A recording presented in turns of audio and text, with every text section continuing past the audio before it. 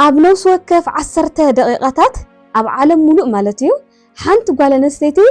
بفكاريا ويدما ببعل حدارة بمزامتا مالتيه ويدما بأبالا سدرا بيتا ويدما بقربا سباتا كم تقتل تفلت دو لما عنتي بتعمي حدا مرير زخنا حقي كواقعكم إيه ودب حبرات هاجراتون حدا زوجو مدنجز يتصبصبلو ازي مدنجز يتصبصب دما أزو زسكف يلون زسكحخ يلون قال يصبولو كم تسفلت تقعدك أنستيو أب عالم الله إيو نيرو إيو ينبرون الله وزحات سبات دك أنستيو مقتال دوي بلنا تبهلا وزحات سلفتات يوصايو وزحات ندمت أنزخنا دك أنستيو ناوز أونا أي تقتلنا معرئنا منا مزولو نقرات يوص الله إيو أوزو خل زي كم زي ناتفت أرنا هالليقن حازوين بزحات دك أنستيو بزسكحخ من قدي بنايك أربا سباتا يقتلا خمزلوا ودب حبورات هاجرات أتصاريو صبصاب أقربلو لما عندي كافتي ودو حبرات هاجرات زوصو صبصاب سلازخونه زواقعكم ملء ننبوك إيه نواخاتم كقربه مالتي حبيركم صنح يلن هافت إيه كساب بروجرامي مودة حبيركم تصنحوا نيشانالي حدشت زوهنكم لما سبسكرايب جبروا تو بروجرام تتمكيكم واللايك جبروا ناونا لما عندي إذا كبيت زخونه ويقع زحزن زسكحخح قداينا خن أتخلنا كمتي ودو حبرات هاجرات زبلوه أنتو قال نستيتي أب 10 دقيقات وشتي على ملوء تقتل إذا وزول لما دنقص حبريتها دما أنتو قال نستيتي سلازخونة مقتل زكاتت سلازخونة عزوي زسكفن زسك حقن صنفنيا ملكع زلو يبمالون قليص اولو نس بچا يخونن ابنو سوكف مع التقتلت كنستيو يفصمي يلون ودو حبرات هاجرات امينونا الله نس بچا يخونن ازي قتلت زي زفصمون ابوشت غزاوتي أب سدرا بيتات أب زمدناتات إيلون دمدمنا الله من الوقت زيتات قد محزون نسمعون خون خلينا حواقتي لوا سبعي قتلوا قلتات زبالون نداوم لومي بزح دق انستين وعلون مصام التنزقت لا سلازلوا بالانس نمغبار يمكر لمبا بتدغاغامي بناي قربا سباتن بزحات دق انستيو تقتلنين سلازي لافت زسنبد صبصب قد متاو ايه زي هايلايت زهبكم زلخنا حزد ما نفتي حقي بمسرت صبصاب ودب حبرات هاجرات زقربنا ننبو كراباخم كقربيه مالتي أب قربا أوان أب حبرات هاجرات زوصو مدنقصي صبصاب نيرو أب قربا أوان ودب حبرات هاجرات زوصو صبصاب كم زملكته تخوينو أب عالم أب حدا عمت طراي أب 2024 مالتو أستات 83 شح زخنا دق انستيو كونه تباهلو تقتلنين كابزياتن دما بجمت 60% زخنا مالتون أستات 50 شح يخونالوا مالتو بناي قربا مصامتن ወይ ድማ ኣባል ስድራ ቤተን እዚ ማለት ከዓ ሰብኣየን ወይ ከዓ ኣፍቃሪን ክኸውን ይኽእል ሓወን ክኸውን ይኽእል ኣቦን ክኸውን ይኽእል ኣኮን ክኸውን ይኽእል ብቻ ብናይ ቀረባ ሰብ ህይወተን ተመንጢለን ኣለዋ እዚ ማለት ድማ ኣብ ንውስ ወከፍ 10 ደቂቃ ሓንቲ ጓል ኣንስተይቲ ብእትፈልጦ ሰብ ብእትቀርቦ ሰብ ናተ እዩ ብትብሎ ሰብ ትቅተለላ ማለት እዩ እቲ ቀታሊ መጻምቲ ወይ ኣባል ስድራ ቤት ክኸውን ድማ ዝያዳ ተኽእሎ ከም ዘለዎ ብምባል ዝውድብ ሕብራት ሃገራት ሒዝዎ ወፂ ዘሎ መረዳእታ ዘመላኽት ስለዚ ካብቲ ጸብጻብ እንርድኦ ነገር ደቂ ኣንስትዮ ብቐንዱ ኣብ ገዝአን ከም ዝቅተላ እዚ ድማ ብፍሉይ ዘሰክፍ ተግባር ከም ዝኾነ እውን ብደንቢ ገይሩ ገሊጽና ኣሎ ቅትለት ደቂ ኣንስትዮ ካብ ገዛ ወፃኡ እውን ይፍጸም እዩ ከምቲ ትፈልጥዎ እዩ ግን ድማ መረዳእታ ንምርካብ ብጣዕሚ ከቢድ እዩ ኣብ ገዛ ይፍጸም እዩ ወሓቂ ኩልና ንኣምን ኢና ኣብ ደገ እውን ይፍጸም እዩ ኩልና ንኣምን ኢና ኣብ ክልቲኡ ግን መረዳእታ ንምርካብ ብጣዕሚ ከቢድ እዩ ብፍላይ ኣብ ገዛ ንዝግበር ቅትለታት ምክንያቱ ሓዋ ቀቲልዋ ከይብሃል ኣቦ ቀቲልዋ ከይብሃል ሓሚማ ድንገት ሞይታ ክብሉና ይኽእል እዮም ሓደ ሓቂ ነግረኩም እዚ ጸብጻብ እዚ ናንበብኩን ሃለኹሲ ዝኾነ ነገርና ኣእምሮ ይመጽለይ ቆልዓ ኮይኑ ይኹን ወላሎሚ ብዙሓት ነገራት ንሰምዒና ምሳና ዝነበረት ምስ ቀረባ ሰብ ዝነበረ ኣብ ደቂቃታት ውሽጢ ገዛ ኣትያ ሞይታ እናተባሃለ ይውጋዕ እዩ ርእሰይ ኢላ ሞይታ ማይ ኢላ ሞይታ ዝኾነ ዘይንፈልጦም ነገራት ይበሃሉ እዮም እዚ ክለኩም ከለኹ ድንገት ኣይምወቲ ማለት ኣይኮነን ልቢ ድኻም ዘለዎ ሰብ ድንገት ክሞትና ይኽእል እዩ ደም ድፍኢት ዘለዎ ሰብ ድንገት ክሞትና ይኽእል እዩ ብፍላይ ግን ኣብ ደቂቃታት ውሽጢ ምስ ሰባት ጸኒሖም ሞይቶም ዝበሃሉ ሰባት ኣለዉ حقن من نجار كم تزولكم زلخو أمنتاي كونتات أمنتاي نايت عنا كونتات من وارم كي تفلت أي كل موت سبات لك اللي يخيل يوم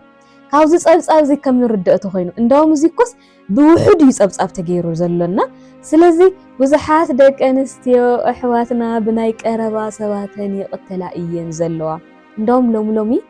ሓደ ደቂ ኣንስትዮ እውን ንበዓል ገዝአን ዝቐትላ ደቂ ኣንስትዮ ስለ ዘለዋ ባላንስ ንምግባር ይሙከርሎ ኣብቲ ዝሓለፈ ዘመናት ኣብቲ ዝሓለፈ ግዘታት ግን ሕሰብዎ ኣብ 2024 ጥራሕ 83,000 ደቂ ኣንስትዮ ብናይ ቀረባ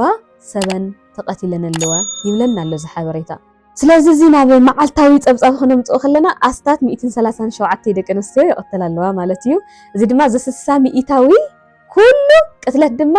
ዓበይትን መናእሰይን ዝኾና ደቂ ኣንስትዮ ከካትት ይኽእል እዩ ማለት እዩ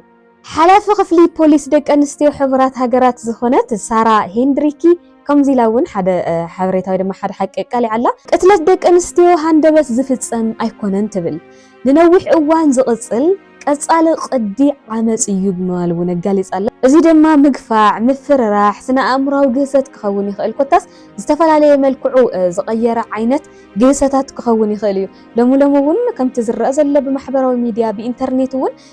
ከምዚ ዓይነት ነገራት ብምፍርራሕ ክፀንሕዎን ይኽእል እዩ ኣብ ዝኾነ ሰዓት ኣብ ኢዶም ምስ ኣተይዎን እውን ክቐትልዎን ይኽእሉ እዮም ስለዚ እዚ ግህሰታት እዚ ኖርማል ፊት ለፊት እዩ ማለት ኩሉ ግዜ ዘይኮነስ ብኢንተርኔት እውን ክኸውን ከም ዝኽእል እያ እሳ ዝሓፍትና እውን ኣጋሊፃቶ ዘላ ካብዚ ዝለዓለ እውን ሕቡራት ሃገራት ንቕትለት ደቂ ኣንስትዮ ከም ዓለማዊ ፀገም ሰብኣዊ መሰላትን ፆታ መሰረት ዝገበረ ዓመፅን ኣፍልጦ ሂበሎ ህፁፅ ስጉምቲ ክውሰድ ድማ ብግልፂ ፀዊዕሎ ማለት እዩ ናብቲ ዓለማዊ ቅልውላው ክንሰግር ከለና ድማ ኣብ ዓለም እቲ ዝለዓለ መጠን ቅትለት ደቂ ኣንስትዮ ብቐረባ ሰበን ዝፍፀመላ ሃገር መን ምዃና ትፈልጡ ዶ? እዛ ብረኽቲ ዝኾነት ዓድና ኣፍሪካ ኮይና ተረኺባ ኣላ ኣብ ኣፍሪካ ብዙሓት ደቂ ኣንስትዮ ብናይ ባዕለን ቀረባ ሰብ ይቕተላ እቲ ፀብፃብ ወይ ድማ ዝናይ ሕቡራት ሃገራት ፀብፃብ ከም ዘመልክቶ ድማ ኣብ 2023 ዝለዓለ መጠን ቅትለት ደቂ ኣንስትዮ ምስ ናይ ቀረባ መፃምድተንን ምስ ስድራ ቤተንን ከም ዝተመዝገበ ይሕብር ስለዚ ኣብ 2023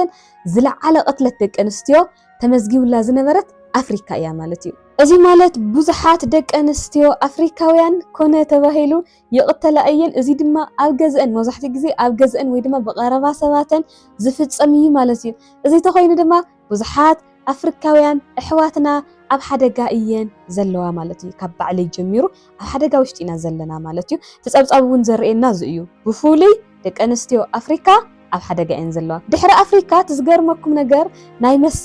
መሰል ዝኽበረላ እያ ሰብ ብሰብነቱ ዝኽበረላ እዩ ኢልና ንሓስባ ኣሜሪካ ድማ ካልአይቲ ኮይናላ ማለት እዩ ብክንደይ ሚኢታዊ ይመስለኩም ብ1.5 ሚኢታዊ መበል ካልኣይ ደረጃ ሒዛላ ብካልኣይ ደረጃ ድማ ኦስያንያ 1.4 ሚኢታዊ ከምኡ እውን ኣውሮፓ እውን 0.5 ሚኢታዊ ቀፂለን ወይ ድማ ደረጃ ሒዘን ይርከባ ማለት እዩ ስለዚ እዘን ዝፀዋዕ ኩልኩም ሃገራት ብበዝሒ ደቂ ኣንስትዮ ዝቕተለለን ሃገራት እየን ማለት እዩ ውሱን ስርዓታት ማሕበራዊ ሓለዋ ዘለወን ሃገራት ድኹም ምግባር መሰላት ደቂ ኣንስትዮ እውን ዘለወን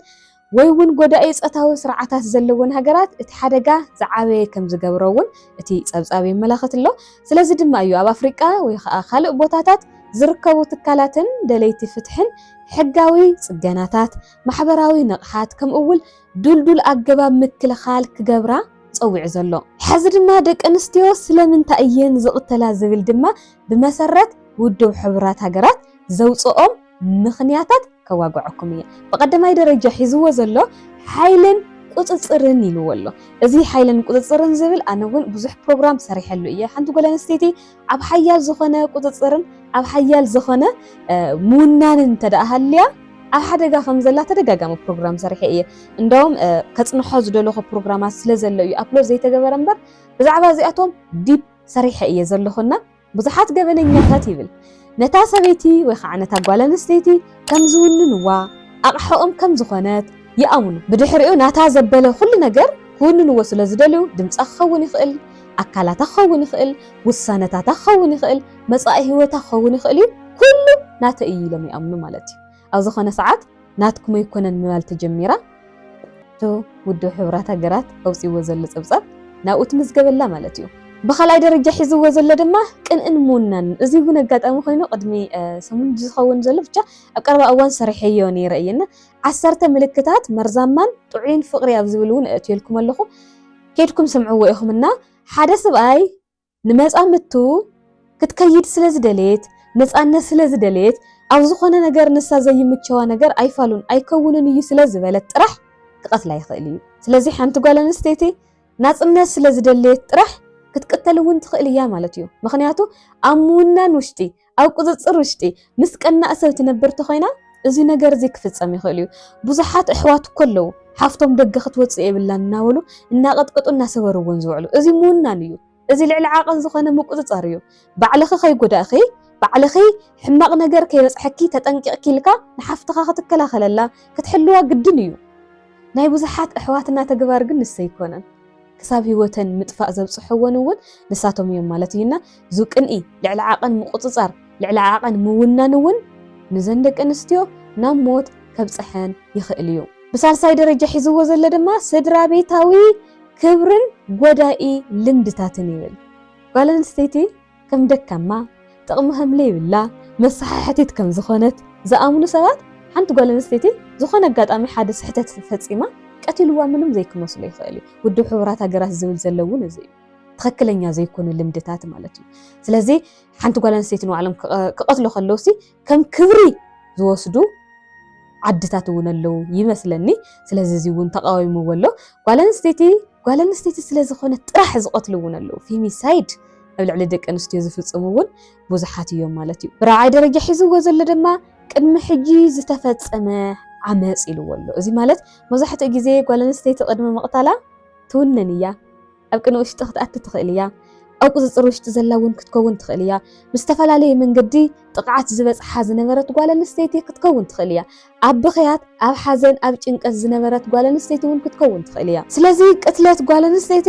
ንዓመታት ካብ ዝፀንሑ ግህሰታት ዝመጽእ እዩ ማለት እዩ ድንገት ኣይኮነን ስምዒታዊ ግህሰት ኣካላዊ ግህሰት ስነ ኣእምሮዊ ግህሰት ከምኡውን ጾታውን ስምዒታውን ግህሰታት እናብፅሐላ ፀኒሑ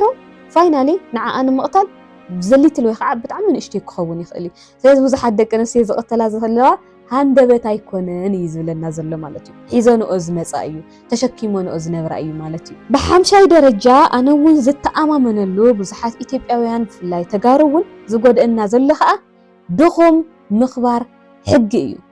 ኣብ ትግራይ ብዙሓት ደቂ ኣንስትዮ ብግፍዒ ተቐቲለናና እየን ክሳብ ሕዚ ይጉተት ኣሎ ክሳብ ሕዚ ብዙሕ ነገር በቃ ልሕዝን ውሳነታት እናተዋሃበ ንርኢ ኣለና ማህሌት ወፂኣ ጠፊኣ እያ ሊድያ ወፂኣ ጠፊኣ እያ ብዙሓት ደቂ ኣንስትዮ ሽሙን ክንፅዋዕ ንኽእል ኢና ብዙሓት ተቐቲለናና እየን ድኹም ሕጊ ስለ ዘሎ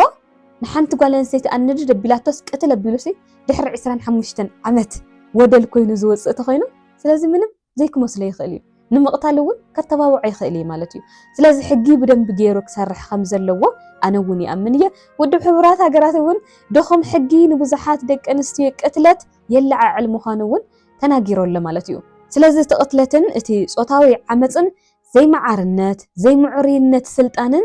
ካብኡ ዝተለዓለ እውን ክኸውን ይኽእል እዩ ብምባል ገሊፅዎ ኣሎ እቶም ንጓል ኣንስተይቲ ክከላኸሉላ ክንከባኸብዋ ዝተፈጠሩ ፍጡራት ኢንቨርስ ብዝኾነ መልክዑ ወይ ድማ ትኽክል ብዘይኮነ መልክዑ ነታ ጓል ኣንስተይቲ ንምግሳስ ለስላሳ ማስል ስለ ዘለዋ ንምዕማፅ ንዓኣ ንምጥፋእ ዝጥቀምሉ ብዙሓት እዮም እዚ ድማ እቲ ሕጊ ጠንካራ ተኾይኑ ጓል ብጓልነታ መጠን ዝኽበረላ ወዲ ድማ ብወድነቱ መጠን ዝኽበረሉ ባላንስ ዝገብር ሕጊ ተዘይወፅዩ ሕጂ እውን ክቕፅል እዩ ማለት እዩ እሺ እዚ ዝኣክል ካብ ዋጋዕና እንታይ ደኣ ክግበር ዘለዎ ዝብል ድማ ክንዋግዕ ብፍላይ ድማ እዚ ውድብ ሕቡራት ሃገራት ዘውፅኦ ወይ ከዓ እንታይ ሪኮመንድ ገይሩ ዝብል ድማ ክንዋግዕ ቀዳማይ ነገር እንታይ ኢሉ ይመስለኩም ገበነኛታት ንምቕፃዕ ተሓታትነት ንምርግጋፅን ሕግታትን ገበናዊ ፍትሕን ክጠናኸር ኣለዎ ኢሉ ካብቶም ክግበሩ ዝግብኦም ተግባራት ሓደ ተናጊሩ ኣሎ ከምኡውን መንግስታት ዝሓየለ ሕግታት ከኽበሩ ከም ዘለዎም ቅትለት ደቂ ኣንስትዮ ጾታ መሰረት ዝገበረ ቅትለትን ብትኽክል ንኽምዝገብ ምእካብን ምፅብፃብን መረዳእታ ምእላሽን ኣድላይ ከም ዝኾነ እውን ተዛሪቡ ኣሎ እዚ ድማ ውፅኢታዊ ፖሊሲታት ንምቕራፅ ከም ዝሕግዝ እውን ተዛሪቡ ኣሎ ካብኡ ንማሕበረሰብ ዓለም ብቻ ይኾነን በተለይ ናይና ማሕበረሰብ ንባዕሉ ክጠቅም እዩ ዝብሉ ከዓ ማሕበረሰባት ዓመፅ ንቡር ምግባር ደው ከብሉ ኣለዎም በቃ ሰሓሒታት ተኩ እያ ኮይና እንታይ እሞ ክግበር ይብሉኻ ብሩኻት ዝኾኑ ደቂ ዓድና ባዕልኻ ክትገዝእ ተጌርካ ኢኻ ተፈጢርካ ሓንቲ ጓል ኣንስተይቲ ሓደ ወዲ ከተሰሓሕቶ ኣይትኽእልን ክሰሓሓት ከም ዝኽእል ባዕሉ ስለ ዝኣምን እዩ ኮነ ኢሉ ሓሲቡ ስለ ዝገብሮ እዩ መሪፁ ዝገብሮ ነገር እዩ ስለዚ ማሕበረሰብና ጓል ኣንስተይቲ ምዕማፅ ኖርማል ትገብሩ እውን ደው ክተብሉ ኣለኩም ካብኡ እውን ስድራ ቤታት ንኣዋልዶም ወይ ከዓ ንደቂ ኣንስትዮ ክከላኸሉ እምበር ስቕ ክብሉ የብሎምን ኢሉ እውን ካብቶም ክግበሩ ዘለዎም ነገራት ተዛሪበ ኣሎ። ትፈልጡ ኢኹም መቸም ሓንቲ ጓል ኣንስተይቲ ብናይ ቀረባ ቤተሰባ ተዓሚፃ ቤተሰብና እዩ ታሪኽና ዶ ከተበላሽ ከምዚ ዶ ክትገብሪ ምናምን እናበሉ ስቕ ዝብሉ ብዙሓት እዮም። ስለዚ ስቕ ክትብሉ የብልኩምን ክትሰምዕዋ ኣለኩም ታእይ በፂሕዋ ክትነግሩላ ኣለኩም ብድሕሪኡ ድማ እቲ ከምኡ ዝገበረላ ኣካል ናብ ሕጊ ኸይዱ ዝግብኦ ፍርዲ እውን ክወስድ ኣለዎ። ከምኡውን ካብቲ ሓደጋ ዝድሓና ደቂ ኣንስትዮ እውን ደገፍ ሓገዝ ድሕንነት ክስምዐን ክንገብር ክንክእል ኣለና። ብተወሳኺ እውን ብዙሓት ደቂ ተባዕትዮ ኣሕዋትና እውን ፍቕሪ ምቁፅፃር ከም ዘይኮነ ክመሃሩ ኣለዎም። ምክንያቱ እዚ ካብኡ ድማ ብዙሓት ደቂ ተባዕትዮ ኣሕዋትና ድማ ፍቕሪ ምቁፅፃር ከም ዘይኮነ ክመሃሩ ኣለዎም። ካብ ጓል ዝጠንከረ ማስል ስለ ዘለካ ንጓል ክትጎድአሉ ንጓል ክትዕንፀሉ ንጓል ክትቆፃፀረሉ ኣይኮነን። ብተፈጥሮ ዝተዋሃበካ ፕሮቴክት ክትገብራ እዩ። ንስኻ ንኽትፈትዋ ልስሉስ ሰውነት ክህልዋ ነይርዎ። ከማኻ ጠንካራ ሰውነት ፈጣሪ መሃብ ኣብይዎ እዩ ጓል ልስልስ ዝበለ ማስል ሂብዋ ኢሉ ኣይሓስበን። ንስኻ ክትንከባኸቦ እዩ ንስኻ ፕሮቴክት ክትገብሮ እዩ። ስለዚ ዝተፈጥሮኹም ንባዕሉ ናብ ተፈጥሮኹም ክትምለሱ እውን ክትክእል ኣለኩም ማለት እዩ። እዚ ናይ ፐርሰናል ኣድቫይስ ወይ ከዓ ምኽሪ እየ ዝህበኩም ዘለኹ። ስለዚ ጓል ኣንስተይቲ እውን ማዕረ ትወዲ ቅዱስ ሂወት ከም ዘለዋ እውን ሕብረተሰብና ክመሃር ኣለዎ። ቅድሚ ብዙሓት ዓመታት ዝተፈፀመ ነገር ናልዕልካ ጓል መሳሓሕቲት ጓል ግዛዕ ናበልካ ሂወት ጓል ኣንስተይቲ ዝቐለሉ ኣጋጣሚታት ክፍጠር የብሉን። ሂወት ጓል ኣንስተይቲ እውን ቅዱስ እዩ። ስለዚ እግዚኣብሔር ብኢዱ ብጥበቡ ዝሰርሓ እውን እያና ስለዚ ስታስዚታት እውን ክንምሃር ክንክእል ኣለና። ስለዚ እዞም ኣብ ላዕሊ ዝነግረኩም ዘለኹም ኩሎም ጥቕልል ክነብሎም ከለና ሓንቲ ጓል ኣንስተይቲ ቅድሚ ምቕታላ ክንከላኸሎ ንኽእል ኢና። ግን ድማ ሱቕታ ስለ ዘሎ ጓል ኣንስተይቲ ከም ደስ ዝበላ ክትናገር ስለ ዘይፍቀደላ ትፈልጥዎ ኢኹም ማሕበረሰባዊ ዘሎ ፀለማ ሓንቲ ጓል ኣንስተይቲ ዝኾነ ነገር እያ ክትብል ከላ ማሕበረሰባዊ ግደፍዎ ስድራ ቤታዊ ዝኾነ ብዙሕ ሚስጥራት ኣሎ ብብዙሕ ስቃይ ዝሓልፋ ደቂ ኣንስትዮ ኣለዋ። ስለዚ ቅድሚ ሞተን ስቴፕ ባይ ስቴፕ ዝመፅእ ነገር ኣሎ እዩና ኣብ ከምዚ ዓይነት ቅዲ ወይ ከዓ ፓተርን ዘለኽን ደቂ ኣንስትዮ ተሃሊኽን ካብ ሕጂ ክንጀሚርክን ትዘለኽናሉ ኩነታት ክትፈልጣ ክትክእል ኣለክን። ሕዚ ንኣብነት እዚ ከምዚ ዓይነት ምልክት ተሪኢኺ ህደሚ ውፂ እዚ ግበረ ክብለክ ይኽእልን ከመይ ጌርክ ፕሮቴክት ትገብሩ እየ ትኽእሊ ከመይ ጌርክ ሂወት ከተድሕኒ ክትክእሊ ግን ክዛረበኩም ይኽእል እየ። ቀፃሉ እውን ከምዚኦም ዝበሉ ፕሮግራማት ስለ ዝኾነ ናባኹም ዘቕርበልኩም ንለማዓንቲ ግን እዚ ይኣኽለና እዩ። ውድብ ሕቡራት ሃገራት እውን የቐኒየና ኮነ ኢሎም ፅንዓት ኣካይዶም ኣብ ዓመት 83,000 ደቂ ኣንስትዮ ይሞታ እየን ልብል ፀብፃብ መደንገፁ እዩ። ግን ተሓቂ ክወፅእ ስለ ዝገበሮ በዚ ኣጋጣሚ ከመስግኖም ይደሊ። ንለማዓንቲ ዝነበረኒ ዛዕባ እዚ ይመስል ነይሩ። ኣብ ቀፃሊ ብኻሊእ ክሳብ ንራኸብ ሰላም።